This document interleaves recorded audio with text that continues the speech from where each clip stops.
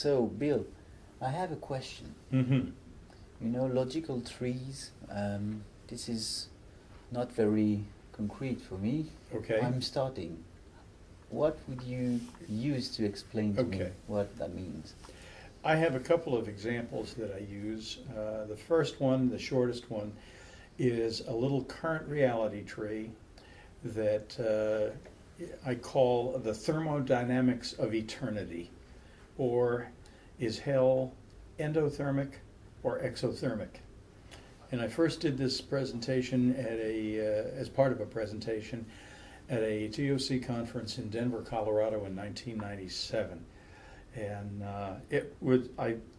I thought it was a good one to do because it has physics associated with it. And Goldratt was in the audience, and I was curious to see how he would respond. So I'll go through the cause and effect logic with you on it. Okay.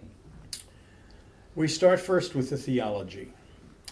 If people do not belong to more than one religion, and there are many religions, then everybody represents all others to some religion.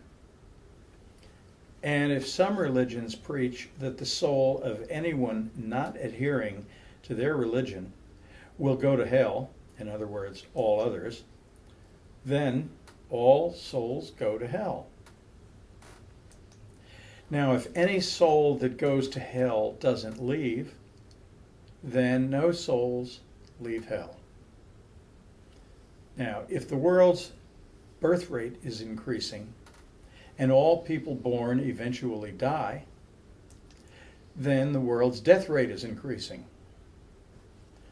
So if no souls leave hell and all souls go to hell and the world's death rate is increasing, then the number of souls in hell is increasing exponentially.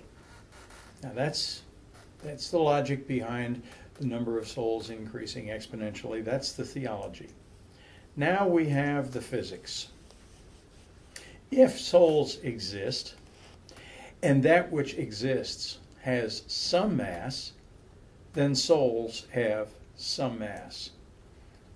And if souls have some mass, then a mole of souls has a mass. Now, if we combine that with the conclusion of the preceding slide, which is the number of souls in hell is increasing exponentially, and this mole of souls has a mass, then the mass in hell is increasing exponentially. I see. Now, for temperature and pressure in hell to remain constant, the ratio of the mass of souls to the volume of hell must remain constant. This is normal physics. It's Boyle's law.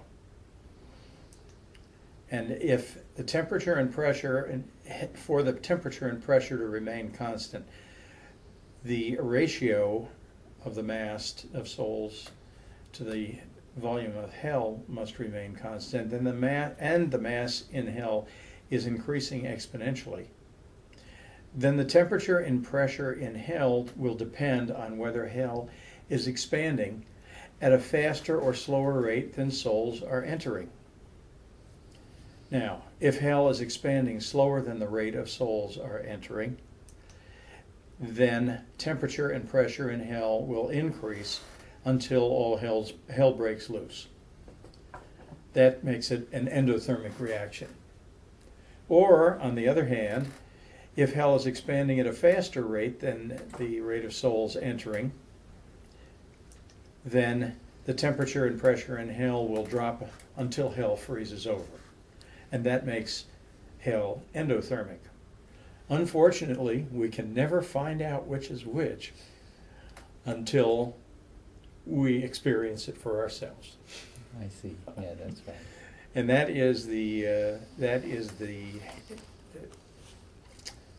that's the physics of eternity.